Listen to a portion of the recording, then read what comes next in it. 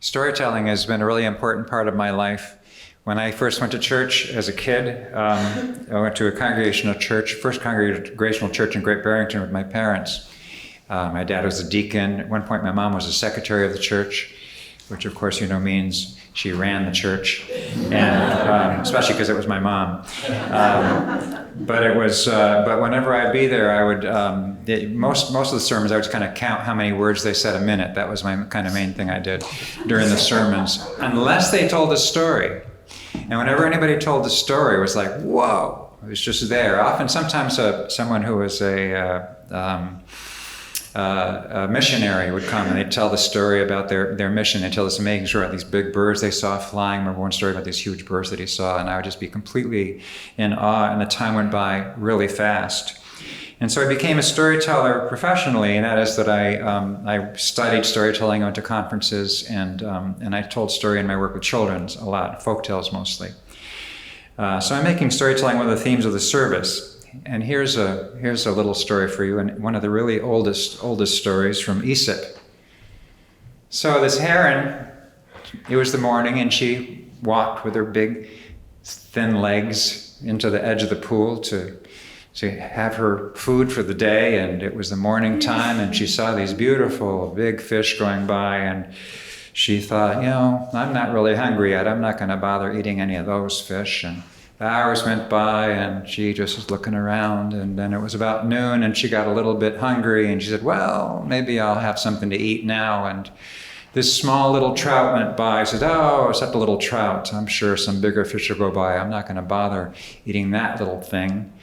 But no bigger fish did go by, because as the sun warmed the surface of the pond, the fish swam down to enjoy the coolness of the water down at the bottom of the pond, and no more big fish came by, no more little fish came by, and she got hungrier and hungrier, and finally she got so hungry that she had her only meal of the day, which was just a tiny snail. Now, at the end of the Aesop fables stories, you probably know it's customary to give a one-phrase summary of the moral of the story. And in the heron, I found this ancient little one-line thing they put at the end of the story, and it goes like this: "He that will not when he may, when he will, he shall have nay." and I thought, I better do that one again. So see if you can get it. He that will not when he may, when he will, he shall have nay. But I'm kind of thinking, how about just don't wait? How about that? And because don't wait actually has been one of my mantras for my whole life, and as I kind of grow into the era of frequent urination, it becomes more important. Don't wait. But I've never really liked these. I've never really, even all the time from the beginning, I was kind of annoyed by these little moralizations. I know what that means. You don't have to tell me. It's like, I know. It's just, even though, as we learned from Desmond this morning, that it might not be at all what I thought it meant, but that's what I always felt like. It's just, I don't need that little thing at the end. And so I was really pleased when about 30 years ago, I was taking a storytelling course from a wonderful storyteller named Laura Sims. Laura Sims. She was, and I learned so much from her, and I loved her storytelling so much. She told folk tales, sometimes these epic folk tales where there's a story inside a story, ancient stories. And here's what she said about this. She said, after you finish telling a story to children, don't ask them what the moral is. Just say something like, what was the scariest part of the story? What was the funniest part of the story? What was the saddest moment for you when I told that story? And those answers will generate ideas and generate questions. And when they do ask you a question about the story, if they ask, for example, they might say, why was Grandmother Woodchuck's fur, why did that make a game bag that was magic and the other ones were not magic? And what you might say back to that is you might say, well, what do you think? And just get some more wisdom from the children. It's free wisdom. It's great. And they will, I think that Jesus would have loved taking that storytelling course with Laura Sims. He probably could have taught a few of the lessons, I'm sure. But I'm sure he would have loved that part, what she said about not finding a moral in his story, because his parables, as several people have said before, this is a whole parable era we're in right now, the year of the parable for the Guilford church. The parables he told just have so many different interpretations. About 25 years ago, Noreen Carter, who was our pastor for about a year here, Noreen Carter told the prodigal's son, the prodigal's return, and after she told it, she had us all get into about 7 different groups and go into different parts of the church and have a really substantial discussion about it. It wasn't just where you were sitting. It was really like, well, let's chase it 15 minutes, and we're gonna talk about this story. And they all did that, and we all came back. And there were just 7, more than 7, because there were different people in each group. There were so many different interpretations of that story, and some, for example, Desmond saying Tabaldak tore apart his world that he just created. Some of them were really surprising to me, really surprising, quite wonderful. I remember particularly about some people really thinking a lot about the elder brother, if you know the story of the elder brother who stayed faithfully home and was angry when his younger brother got so much attention after he'd been so irresponsible. Jesus was a consummate storyteller. For the kingdom of heaven is like a landowner who went out early in the morning to hire laborers for his vineyard. When Jesus says the kingdom of heaven is like, it's a kind of a sign that he's beginning to tell a story. And you know that it's probably a story that didn't actually happen, and it's a story that's going to have some truth in it. 2 really interesting things side by side. And Jesus' parables are teaching stories that make one rather say, oh, I know what that means. They tend to make one wonder. They make you wonder. They make you ponder. They make you question. And even though Jesus sometimes appears to suggest an explanation at the end of his parables, often that explanation just muddles the waters of understanding. For example, in today's parable that Stephan read so beautifully, of the landowner who pays each of the workers the same amount no matter what time they arrived, Jesus has the landowner respond to the workers' complaints with, "Friend, I am doing you no wrong. Did you not agree with me for the usual daily wage? Take what belongs to you and go. I choose to give this last the same as I give to you. Am I not allowed to do what I choose with what belongs to me? Or are you envious because I am generous? So the last will be first, and the first will be last." To which I say, what? It's like, what? That doesn't really help me, Jesus. Thanks a lot. I've always been befuddled by this particular parable. I like to be on time. I don't like to be late.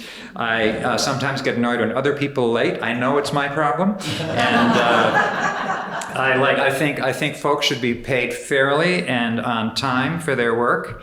But as I was thinking about this and getting ready for today's service, I thought more and more about his once upon a time, which is, in his case, the kingdom of heaven is like.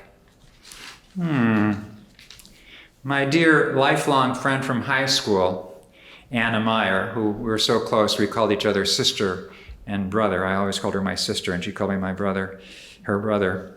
She once asked me in an email, she wrote me an email I told her about how much I was getting involved in the church, and this is years ago, and she wrote back, and she just didn't, she had a really completely understandable opinion about church, just from, we've all seen what you read in the news and what church has done to some people, and she just said, why, my brother Peter, why do you go to church? And I said, I wrote back to her, I go to church to practice loving different kinds of people. I just practice loving people. That's what I do. But today I'm thinking more broadly about what church is about. Could we be practicing for the kingdom of God? As I mentioned, Mary Alice and I first went to church in 1984. We started coming here when Stephan was born and Sam was 3. There was a church council then, but we didn't go to the council meetings. There were fundraisers, but we didn't go to them to eat or to help. Larry Crockett led the choir at Advent and Christmas and Lent and Easter, but we didn't We didn't join the choir in the beginning. And here's what else did not happen. Larry Crockett saying to us, "You two are professional singers. Why don't you join the choir? What, you think you're too good for us?" This did not happen. Wilma Higgins saying, "We had our fundraising sugar and snow supper last night at the firehouse, and you didn't come to help. You didn't even come to eat." This did not happen. Paula Richardson saying, "You two, Mary Alice and Peter, you're professional educators. You work with children all the time, and you send your kids downstairs and you never ask even to help out with Sunday school." She never said that. What did happen, that when we first started going to church, Larry said to us, "We are so glad you're here."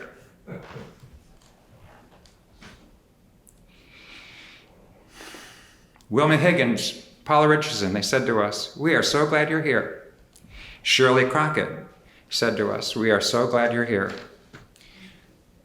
Of course, later on, we got great joy singing in the choir, and the first time we went to a sugar supper, I went as a volunteer, and I was pouring coffee, and it was just a wonderful fellowship, and I started to really more deeply get to know the members of the church.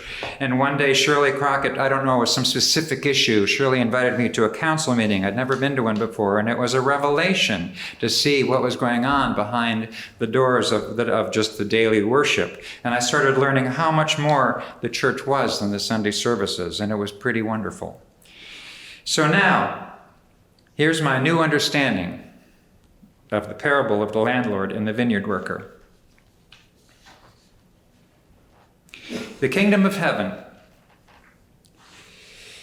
is like a number of souls of various ages from various walks of life who come together regularly to figure out what life is about and what death is about. These people work towards loving each other unconditionally. They work on loving even people they find annoying. There is work to be done. The work is done. There is no jealousy about who is doing what. There is no comparing. For some of these souls, their contribution is simply coming to church. These souls deserve and receive the same love as those who do the work of the church. This community of souls aspires to do God's will on earth as it is in heaven. Is there a heaven? I don't know. But maybe this, right here in this room, maybe this is the kingdom of heaven. Amen.